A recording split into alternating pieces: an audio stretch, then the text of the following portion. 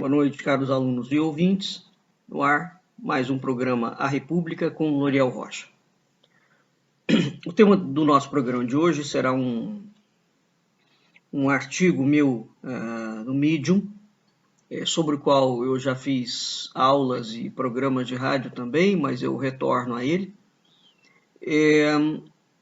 E também fiz, há alguns anos atrás, uma série de posts no Facebook. Então, que assunto é este? É sobre a tese do patrimonialismo brasileiro.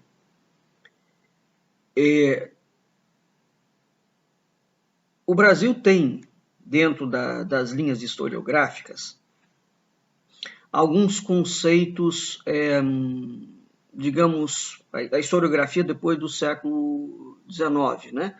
Portanto, a historiografia pós-independência. O Brasil tem, portanto, alguns eixos historiográficos, como a tese de que o Brasil foi colônia, a tese do patrimonialismo, a tese de que o Brasil seria uma democracia racial, do Gilberto Freire, e aí é preciso que se entenda o que é essa tese, né? Essa tese hoje, o Gilberto Freire, curiosamente, tem sido bastante questionado dentro do movimento negro, né? Sobretudo em razão dessa tese dele, de democracia racial. E ele falou nesse termo, sim, isso é um fato histórico incontornável, e ele tenta explicar o que seria isso. Mas, enfim, o Brasil tem alguns eixos teóricos, portanto, a democracia racial, a tese do patrimonialismo, a tese do Chico Buarque de Holanda, do Sérgio Buarque de Holanda, de que Portugal fez um tipo de colonização, as cidades portuguesas são cidades feitas aos socalpos, né, portanto, sem nenhum planejamento, e que as cidades espanholas são cidades dos chamados ladrilheiros, né? São cidades programadas em termos de urbanístico, enfim. É curioso, porque essas linhas historiográficas, que se tornaram, digamos assim, grandes colunas da historiografia nacional, foram construídos por indivíduos da esquerda. Tá? Gilberto Freire era, sim, da esquerda. Né? Sérgio Buarque de Holanda, Raimundo Faoro, todos eles da esquerda. Evidentemente que o Brasil, no século XX, teve outros historiadores. Mas aqui eu estou me referindo a esses eixos teóricos. Né? Caio Prado Júnior. Né? Enfim, o Gilberto Freire, o Sérgio Buarque de Holanda e o Raimundo Faoro, eles notabilizaram a tese inverídica do chamado patrimonialismo português. Quer dizer, isso é uma tese para explicar por que o Brasil é pobre, subdesenvolvido e por que tem uma elite corrupta. Então, essa tese do patrimonialismo português foi tido como uma herança maldita da coroa portuguesa, que deixou como legado a relação espúria entre as elites dirigentes e o poder político. Poder público, desculpe. Né? Então, eles debitam a Portugal todos os erros e as mazelas do Brasil contemporâneo. Ora, o Brasil separou-se de Portugal pelo menos há 200 anos. Não é? Então, não há nenhuma explicação para que o Brasil continue sendo aquilo que é. Essa tese ela foi construída a partir da década de 30, no governo ditatorial do Getúlio Vargas, e com estímulo do governo do Vargas. Ela foi uma tese disseminada pela USP. Então, essa tese foi construída sob a orientação expressa do general Góes Monteiro, que juntamente com um outro general, o Eurico Gaspar Dutra, que veio entrar na ditadura de 64, consolidou um projeto hegemônico de poder para o Exército como uma instituição nacional, herdeira de uma tradição específica e com um papel a desempenhar na construção da nação brasileira, atuando, portanto, como um partido político. Né? Bem, foi no governo do Vargas, sob inspiração militar, que se inicia um altíssimo grau de propaganda ideológica com o uso e o sequestro dos símbolos nacionais, criando um arranjo organizacional e simbólico aprofundado ao longo do tempo por todos os presidentes do Brasil e que vigora até os dias atuais. Né?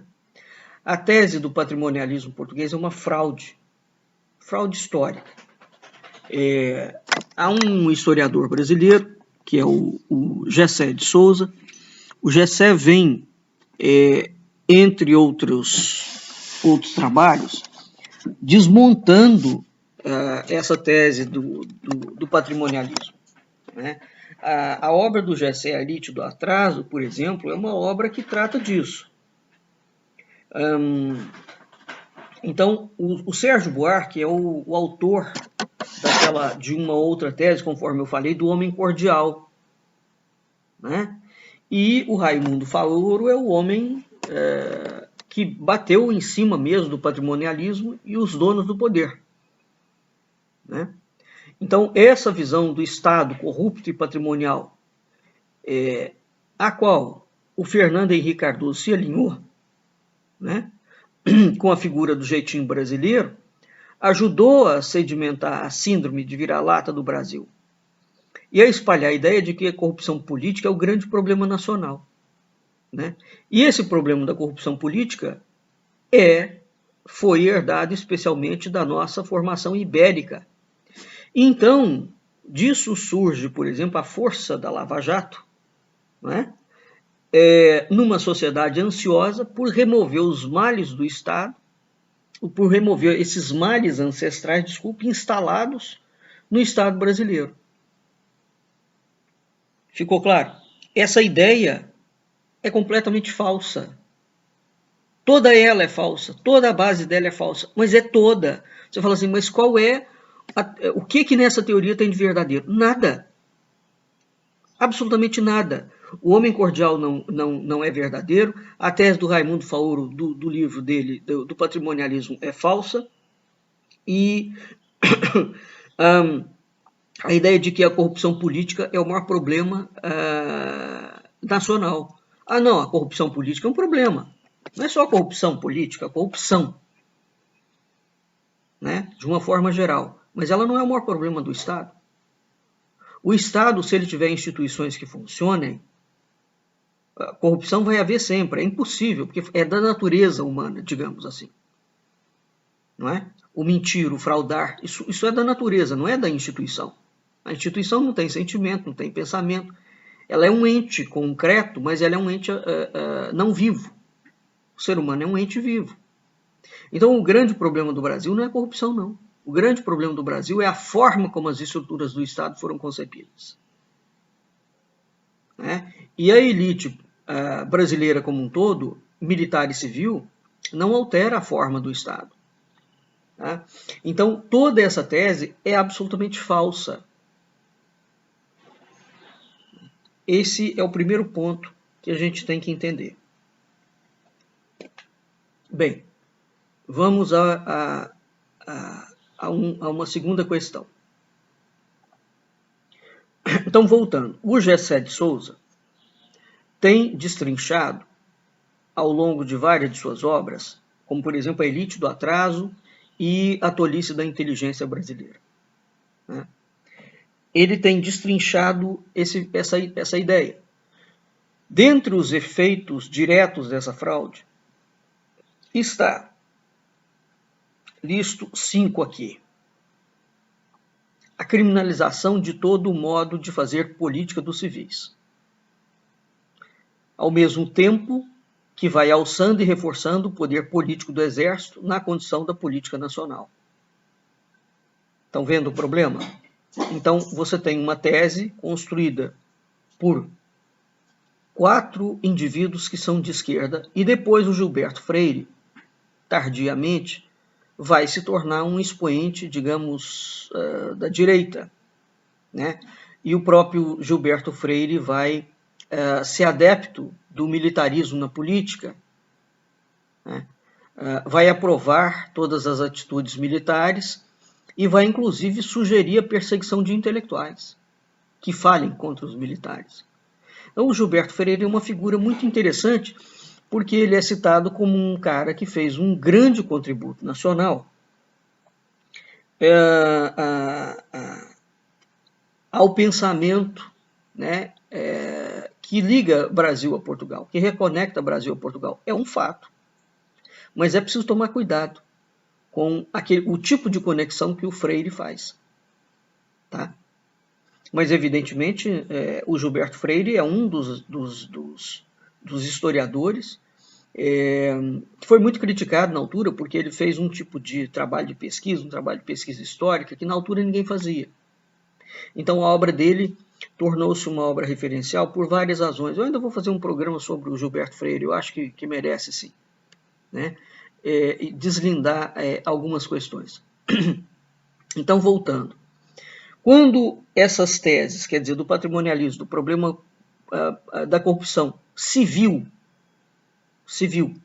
né, e de que o Brasil tem um problema histórico ligado a Portugal, então criou-se, veja, na década de 30, volto a falar, o Góes Monteiro, que é um general, sob a inspiração e o governo do Vargas, cria a doutrina de segurança nacional, mais adiante eles vão criar a Escola Superior de Guerra, e na base dessa brincadeira toda, nós temos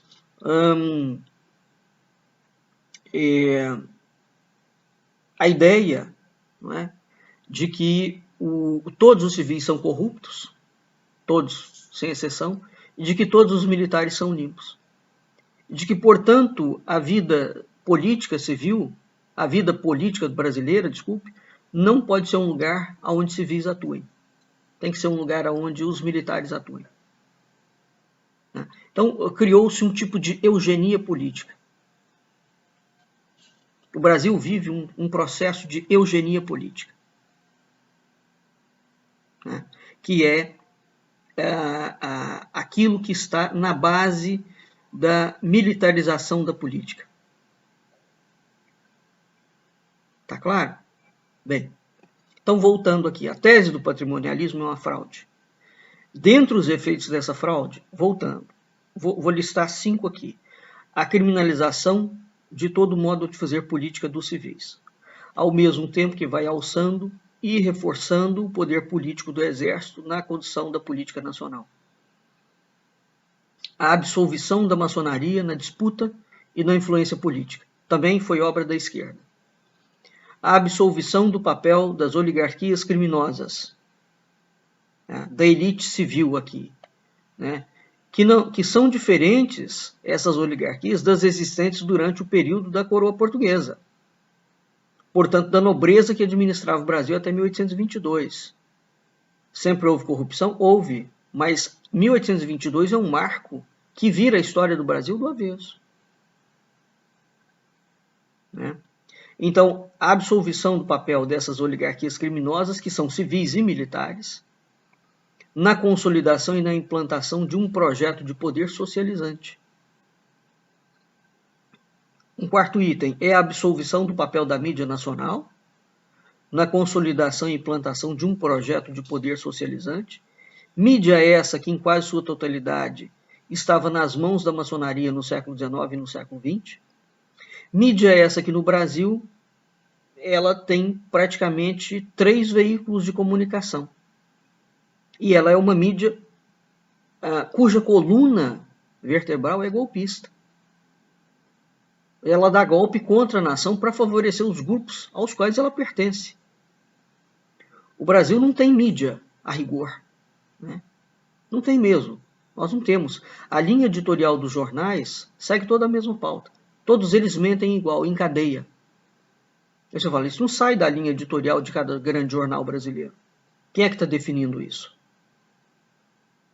Um quinto ponto é a absolvição da rede bancária nacional, conectada com o sistema financeiro internacional, responsável também na consolidação e implantação de um projeto de poder socializante. O poder financeira internacional entra de peso depois de 1822. Não existia isso no Brasil. Não existia mesmo. Os financiamentos em Portugal não eram feitos à base de dívidas. Tá? Então, é preciso contar a história brasileira seccionando, porque 1822 é um marco mesmo. Né? Evidentemente, não estou dizendo aqui que a coroa portuguesa foi um mar de rosas. Não, não foi. Não foi. Teve erros grosseiros, brutais. Tinha corrupção, tinha desmando, tinha brutalidade. Agora, é preciso separar alhos de bugalhos. E mesmo porque a partir de 1822 nós não temos elite portuguesa mandando dentro do Brasil. O que ficou é uma elite nacional, que já vinha aliada com golpes revolucionários dentro da maçonaria, ao longo de todo o século XVIII e XIX. Então, a tese do patrimonialismo, ela absolve todas essas vertentes do poder acima. Ela criminaliza somente os civis e o modo de fazer política dos civis, atribuindo aos civis a culpa exclusiva na corrupção e no caos político e, por conseguinte, no subdesenvolvimento nacional. Isso indica, mais uma vez, que os civis não são corruptos, ou que eles não são passíveis de corrupção, ou que eles são excelentes gestores? Não. O Gessé, no caso, e eu, quando falo sobre essas coisas, a gente quer apenas apontar que a raiz do problema que assola a história nacional não é essa. Isso é um ramo secundário. Então, qual é o tronco do problema nacional? Né? Acabou de acontecer. Agora, uma tentativa ou a tese, né, do golpe de Estado promovido novamente pela milicada. O que o governo vai fazer? Por enquanto, absolutamente nada. Nada. A esquerda, de novo, vive dentro de uma leseira. É óbvio que eu entendo que o contexto atual é muito grave. Pela profundidade do golpe militar fundamentado aqui desde 2016. Agora, também entendo que timing é tudo em política. E se o PT, ou sobretudo o Lula, deixarem passar esse timing agora, onde essa gente matou 700 mil pessoas, veja o problema dos Yanomami, que é um negócio seríssimo aquilo, eles deixaram os Yanomamis morrer de fome, literalmente. É absolutamente monstruoso o que foi feito. Monstruoso. Mas morreram 700 mil pessoas por ingerência do governo. Eu não estou aqui discutindo a questão de se a vacina é válida ou não é válida. Em termos de política pública, o Estado tem a obrigação de salvar a sua população e não de deixá-la morrer como experimento laboratorial. Então, é preciso discernir uma coisa de outra coisa. Nós temos a entrega de reservas nacionais, a destruição do Estado Nacional como um todo. O que esses militares fizeram em 4 anos do governo Bolsonaro, eles nunca fizeram nos 130 anos de república. O grau de destruição que nós estamos encontrando e a corrupção desse sujeito agora. Só o cartão corporativo privado dele, foi para mais de 75 milhões gastos pessoais dele. O cartão corporativo do Lula, da Dilma e do Temer era o cartão corporativo que abrangia todos os ministérios, inclusive a presidência da República. O cartão corporativo do miliciano é só dele. E ele levou para dentro da esfera federal o esquema das rachadinhas, do sistema de roubo, de peculato, de crime, que ele sempre praticou a vida inteira no Rio de Janeiro. Essa gente comprou com dinheiro vivo quase 60 imóveis. O acadêmico Petrônio Filho já fez o cálculo de quanto precisaria de sacar em dinheiro vivo para comprar patrimônio, que é o caso deles, quase 60. É impossível você sacar dinheiro vivo, né? Dado o funcionamento e a quantidade de dinheiro que você pode sacar por dia no banco. Então, quer dizer, só não se prende essa gente, porque de fato trata-se de uma decisão política. Nada mais. Continuando aqui. A tese do patrimonialismo, somada com a invenção do status do exército como a verdadeira república, como o Estado dentro do Estado, né, transforma o Brasil numa república militar. Portanto, a partir do momento que o exército se coloca como poder moderador, ele é um poder acima da república, né? Então, o poder moderador, na época do Império, era o imperador. Pronto. Significa que aquele poder moderador dava autoridade ao imperador de estar acima do império. Nenhum rei português fez uma coisa dessa. Então, essa coisa do poder moderador é muito grave. Tá? Porque ele é uma estrutura acima da estrutura. Então, o Brasil, transformado numa república militar, é esse o projeto que foi consolidado na era Vargas, mas ele foi desenhado no século XIX. Tá?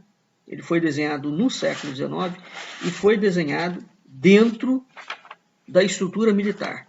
O general, um homem cultíssimo, mas de uma vida extremamente devassa e extremamente complexa, foi o Couto de Magalhães, que foi um cara que iniciou grandes trabalhos de pesquisa folclórica. É impossível estudar folclore brasileiro sem falar no Couto de Magalhães, pois esse sujeito foi o sujeito que começou a desenhar um projeto. Tá bem? E era contra o imperador Dom Pedro II. Ele começou a desenhar um projeto a favor dos militares. Bem, então, mas na década de 30 é quando esse projeto se configura enquanto estrutura teórica e joga para dentro do Exército, efetivamente dentro da chamada Doutrina de Segurança Nacional. É só ler a obra do Góes Monteiro. Bem, a tese do patrimonialismo, então, somado com isso, foi o projeto que foi consolidado na era Vargas e que vem desenhando ao longo do tempo, dentro da política nacional, sem que seja estudada e exposta a sua essência de criminalizar todo o modo civil de fazer política. O quadro histórico dessas duas fraudes que se somam, mas que trabalham de modos distintos, mas são convergentes, tem consequências gravíssimas para a vida nacional como um todo. Olha, se a gente pegar, eu já publiquei, né, panfletos, só para citar um exemplo aqui, um panfleto da campanha presidencial do brigadeiro Eduardo Gomes, em 1950, direcionado ao eleitorado culto e independente do Brasil, Minas e Juiz de Fora, né, com o apoio de Arthur Bernardes, Tristão de Ataíde, Odilon Braga, Góes Monteiro, Oswaldo Aranha, em apoio a esse brigadeiro. A campanha do discurso com o discurso militar atual, a similaridade dela não é atual. Eu vou ler aqui um trecho. Eleitorado culto e independente do Brasil, Minas e Juiz de Fora. Se quiserdes redemocratizar a República e engrandecer a pátria, votai no nome do Major Brigadeiro Eduardo Gomes para presidente da República. Eleito, tereis o restabelecimento da confiança na palavra oficial, normalização dos costumes, na intensificação da produção, na extinção do câmbio negro do sal, açúcar, carne, querosene, cimento, gasolina, etc. O país entrará na posse de si mesmo, bastam os conceitos das figuras representativas do cenário nacional para que compenetreis da verdade. E aí vem uma série de indivíduos, inclusive padres, apoiando a candidatura desse camarada. Tá claro?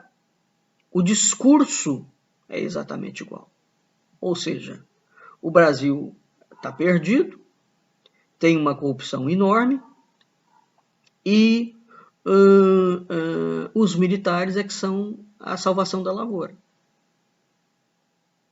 Quando Getúlio Vargas assumiu o poder em 1930, na esteira da Revolução Tenentista de 1922, e tendo feito parte dela, no golpe de Estado que promoveu, o Getúlio mandou escrever outra Constituição e nomeou interventores, a maioria deles militares, em todos os estados. Esse é o decreto 20.348 de agosto de 1931. Essa iniciativa gerou uma revolta generalizada em diversos setores da sociedade, onde estudantes marcharam em direção ao escritório de ocupação revolucionário de Vargas, onde eles foram mortos a 23 de maio de 1932. Então existe um acrônimo chamado MMDC, referente aos nomes dos 4 estudantes assassinados, né, que promoveram essa revolta contra o governo do Vargas. A Fundação Getúlio Vargas, eu já disponibilizei, e tem a história desse acrônimo. Os nomes dos 4 estudantes foram Mário Martins de Almeida, Euclides Miragaia, Drauzio Marcondes de Souza e Antônio Camargo de Andrade. Falta ainda um 5º estudante, que foi o Orlando de Oliveira Alvarenga, mas o nome dele não entrou no acrônimo MMDC.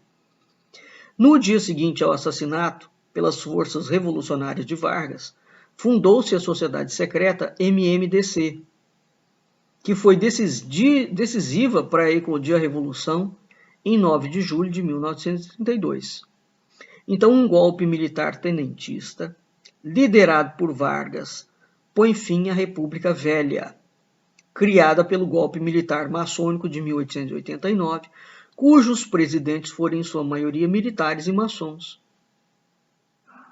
Isso foi uma guerra entre facções militares com a oligarquia mafiosa. No programa que eu fiz, o Conselheiro Caixa, de sexta-feira passada, né, portanto, deixa eu ver aqui o dia para dar a data correta.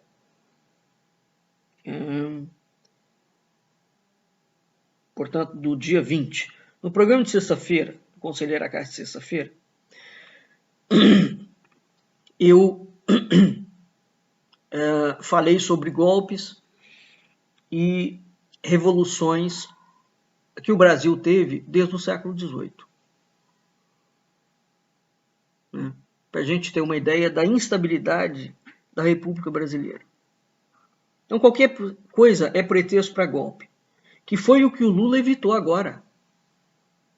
O próprio Lula admitiu que os militares sugeriram a ele decretar uma GLO em Brasília.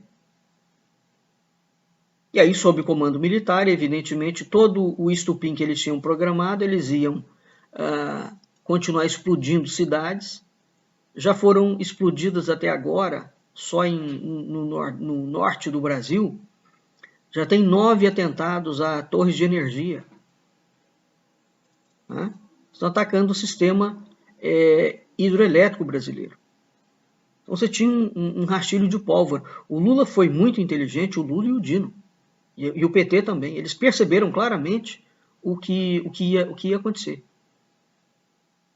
Né? Então, a história brasileira sempre foi essa, tá? Ela não é diferente, não.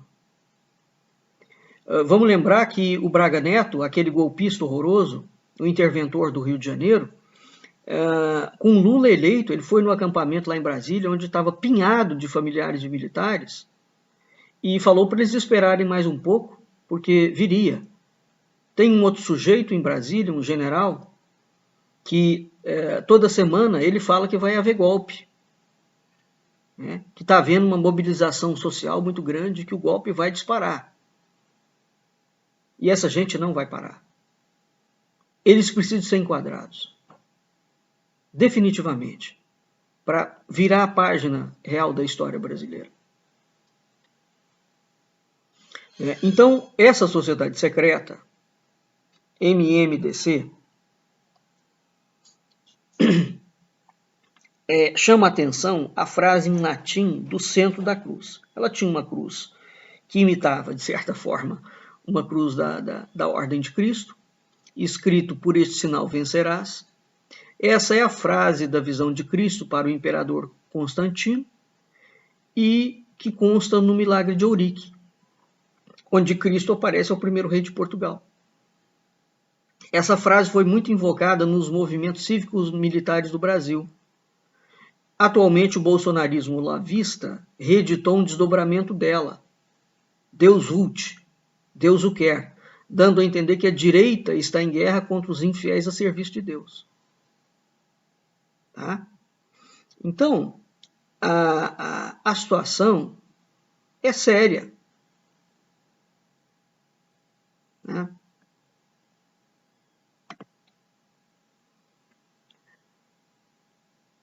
O general Góes Monteiro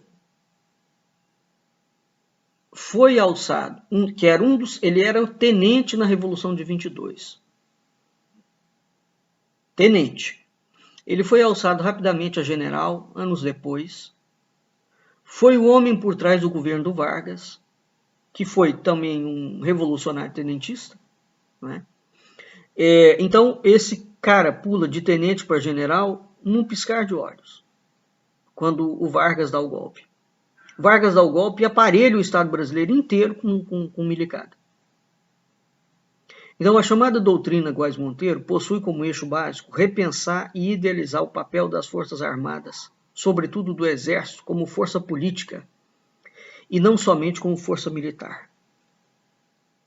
Então, ao Exército cabe se apropriar dos símbolos nacionais, como se o país fosse seu, ou como se esses símbolos fossem do Exército, ou como se o Exército fosse o legítimo e único representante desses símbolos. Góes Monteiro desenha uma nova interpretação de pátria que o governo de Vargas vai lançar, onde a instituição se posiciona como o Estado acima do Estado civil. Portanto, há um poder militar acima do poder civil e não subserviente a ele. Pelo contrário, então os militares não se sentem na obrigação de obedecer civil. A campanha de valorização das Forças Armadas, leia-se prioritariamente ao Exército, a forja da identidade militar como instituição pai do povo, e outras, o braço forte, a mão amiga, né? E outras bizarrices são concretizadas de vários modos. Um deles é através da propugnação da doutrina de segurança nacional, que terá em Golbery do Couto e Silva, que foi discípulo do Góes Monteiro, continuador. E em cima dessa doutrina, o Golbery cria a teoria da panela de pressão, onde os militares criaram um partido de esquerda, ajudaram a criar o PT, para controlar a própria esquerda. E é aqui que Lula ascende socialmente como um grande e carismático operário antissistema. O Lula, eu já falei isso várias vezes, foi uma criatura forjada nos laboratórios militares. A atuação dele dentro da política. Evidentemente que ele próprio tem uma atuação como sindicalista. E é um indivíduo carismático. Não estou tirando a força pessoal do Lula, não, tá? E desenvolveu uma capacidade de negociação. Fez carreira dentro do sindicalismo e dentro do PT. Mas é preciso entender que ele tem um outro braço. Teve. Rompeu e por isso a milicada meteu ele na cadeia. Tá? Espero que ele tenha aprendido a lição. Então, o Jair Bolsonaro depois foi o camarada que foi um sindicalista militar, terrorista, foi tirado do exército que ia explodir o exército, não é? Um indivíduo altamente corrupto, consabidamente corrupto, e foi usado como abre-alas para os militares entrarem mandando. Só que eles não vão fazer como eles fizeram em 64. Eles não vão botar a cara a tapa. Eles vão arrumar alguém que vai botar a cara a tapa. O Bolsonaro sempre votou junto com a maioria das pautas de esquerda. Sempre fez parte da base política mais corrupta do Congresso Nacional. Aliou-se com o Centrão. Quando a gente fala em Centrão, o Centrão é o quê? O Centrão é o centro de lobby político dos empresários da Fiesp e dos bancos e da mídia. É isso que é o Centrão. O Centrão é talvez a agremiação política mais forte que tem dentro do Congresso Nacional. Não tem como fazer nada sem negociar com aquele bando de gente corrupta. Né? E é interessante porque esse miliciano horroroso, ordinário, lançou-se como uma criatura limpa, é um corrupto notório, um nazista, né? Um sujeito que é claramente um psicopata, com traços fortemente oligóides, lançou-se como um cara limpo, bate em mulher, né? Tem declarações absolutamente impressionantes no universo de qualquer nível de razoabilidade e decência. Esse cara foi lançado como opositor à esquerda, aos comunistas e como um cara antissistema. Ficou 30 anos sem trabalhar, nem ele nem os filhos trabalham. Sabe por quê? Porque político não é profissão. Não existe político de carreira. Isso é uma excrescência do sistema político nacional. Né? Tem que ter um limite para o indivíduo poder exercer cargo. Bem, a doutrina do Góes Monteiro, ela vai lançar mão, portanto, da tese fraudulenta do patrimonialismo da coroa portuguesa, para com isso deslegitimar todo o modo de fazer política dos civis, fazendo com que caia sobre os ombros dos civis todo o ônus da corrupção do Estado e da má política. Não sem razão. José Murilo de Carvalho, na obra dele, já falei muito sobre isso, Forças Armadas e Política no Brasil, afirma que o Exército é a maior força desestabilizadora da vida nacional. Existe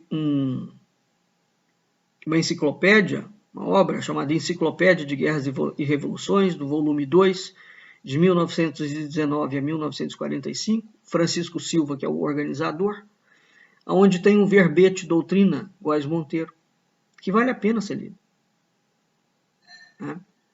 Então, a ditadura de Vargas foi sustentada e apoiada pela milicada.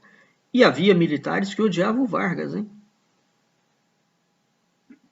Se restam dúvidas em relação a isso, é bom dar uma vista de olhos no acervo digital da Biblioteca Nacional, o Diário de Notícias de 12 de julho de 1932. Né? Para a gente ter uma vaga ideia daquilo ali. Então, a gente tem, portanto, uma estrutura teórica formada, uma estrutura simbólica formada, né? E você vai criando um imaginário nacional. Né? Eu quero aqui invocar 3 imagens que foram muito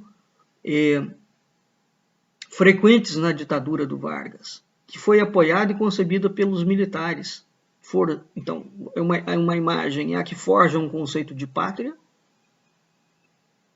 Né? A outra imagem é a de Getúlio como o pai da pátria, ou o pai dos pobres. O Lula, quando usa o termo pai dos pobres, não foi ele que inventou, não, foi o Getúlio. E antes do Getúlio, esse termo vem do período da coroa portuguesa, lançando as bases da invenção do exército como força política. Tá? Então, essas 3 imagens, elas foram sendo consolidadas no imaginário nacional. Um conceito de pátria e de democracia. Aí você fala, mas o que é pátria, o que é democracia? E aí você precisa de entender o que os militares entendem como pátria e como democracia. O Getúlio como pai da pátria, né? E a terceira perna é o exército como uma força política e os civis como a fonte de toda a corrupção. O serviço secreto do Getúlio, que era o DIP, né? Departamento de Imprensa e Propaganda, o DIP era o órgão encarregado de fazer identificar os símbolos nacionais com o Partido Militar e o Vargas. O discurso dos jornais da época eram muito semelhantes aos usados pelo miliciano e pelos militares durante toda a história da República e durante a campanha de 2018. A história do Brasil é uma construção simbólica, fraudada, no pior sentido e na pior extensão do termo. Tá? Bem, para finalizar, aqui eu quero traçar deixar alguns itens aqui. Né? Os mitos, né, relacionados a Vargas. Getúlio era o pai dos pobres. Então, nós estamos falando de messianismo político. Getúlio era chamado de pai dos pobres, né? Essa referida frase foi criada pelo DIP, pelo Departamento de Imprensa e Propaganda. Sabe por quê? Porque Getúlio construiu a imagem dentro do messianismo político, que é um tema proibido de se citar no Brasil. E ela foi tirada do livro de Jó, 29:16, e era um dos títulos de São Vicente de Paula. E não se trata do acaso. O que está escrito? Era o pai dos pobres e examinava com diligência a causa dos desconhecidos. A frase é o núcleo da doutrina, é o estilo político do governo de Vargas. Agora, existiu na história do Brasil um outro pai dos pobres, que foi o governador da capitania de Minas Gerais, Luiz Diogo Lobo da Silva. Né?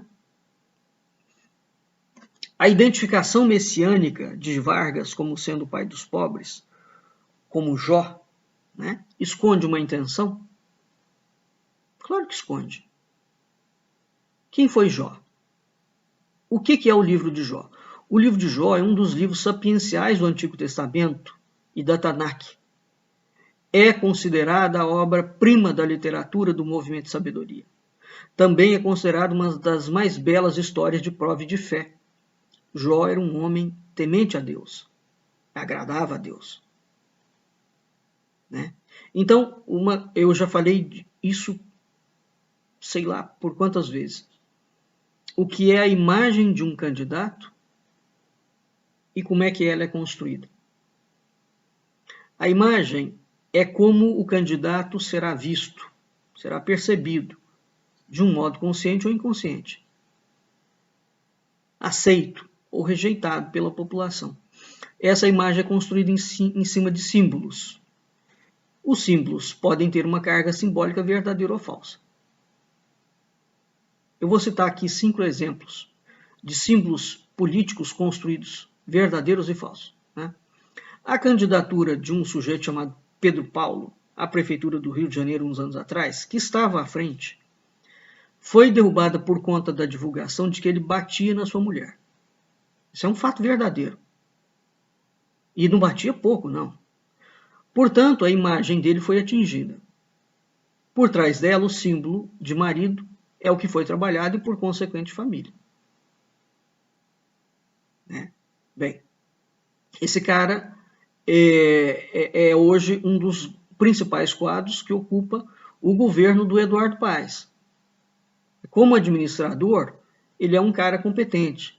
Como pessoa particular e como atuação dentro da política, há ressalvas tremendas. Collor foi eleito presidente tendo a imagem dele associada a caçador de marajás. Qual é o símbolo anexado? Ele era viril, ele era ético, ele era novo, contra uma velhacada política. Deu no que deu. Lula teve a sua imagem trabalhada no como um trabalhador, né, como um operário, depois como Messias que vem para salvar o Brasil. O símbolo anexado a ele foi o Messias da esquerda. O Getúlio Vargas teve a sua imagem trabalhada como o pai dos pobres. Qual é o símbolo anexado? Ele é um Messias caudilho, digamos assim, mas um Messias militar. O Bolsonaro teve a imagem trabalhada como conservador e militar e cristão.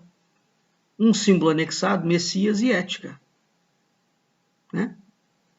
Por trás, portanto, de toda a imagem tem um símbolo que é inerente, o qual, evidentemente, é manobrado pelos especialistas de campanhas políticas para construir, para promover, para alavancar ou para destruir uma candidatura. As imagens em candidatura política, portanto, qualquer político, elas podem ser fabricadas artificialmente, isso é o que mais acontece. Você pega um aspecto, estuda o que a população está querendo ouvir, o que o momento está pedindo, e você faz colar aquilo ali na vida do sujeito, né? Para levar ele à vitória. Nesse quesito, o PT dá um show de competência. Um show. Né? Portanto, os símbolos falam. E muito.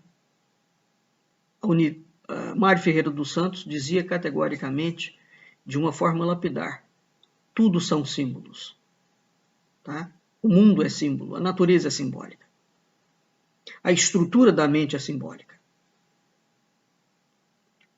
Né? Então, o Mário falava que com símbolos nós expressamos o que não poderíamos fazer de outro modo, porque com ele transmitimos o intransmissível. Igualmente, o Fernando Pessoa tem uma frase extremamente poderosa. A verdade não pode ser transmitida à humanidade porque a humanidade não a compreenderia. Só por símbolo, portanto, pode a verdade ser-lhe dada, de sorte que sinta a verdade sem a compreender. Então, o símbolo opera por uma categoria não racional. Né? Ele opera dentro de uma outra categoria.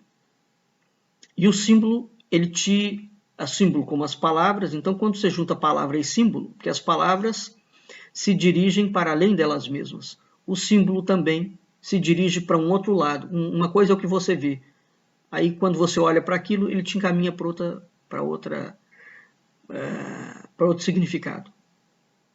Né? De modo que a equipe, que de fato foi especialista em símbolos, em estratégias de campanha política, propaganda política, sabe perfeitamente manobrar com o imaginário nacional. Tá bem? Então, o que a gente tem no Brasil, entre outras coisas, desde o século XIX, e aqui, de uma outra forma, começa em 1822, uma construção simbólica de um imaginário completamente fraudado. Como dizia Roquete Pinto, que eu encerro aqui, é preciso conhecer o Brasil com os seus encantos e as suas tristezas, para amá-lo conscientemente. A história é aquilo que ela é. O Brasil é aquilo que ele é. E conhecer a história brasileira com os seus encantos e as suas tristezas é realmente fundamental para que a gente possa amar o Brasil verdadeiramente, amando o lado negro e amando o lado da luz, porque é o Brasil por inteiro. Nós não podemos amar somente a parte que queremos amar, a parte menos dolorida e mais colorida. O Brasil é aquilo que ele é. E conhecer a história e a faceta negra da história, de modo algum significa que o nosso amor pela pátria e o nosso dever enquanto cidadão, compromissado com a ética, seja comprometido. Tá bem? Vamos ficando por aqui. E até o nosso programa, nosso próximo programa.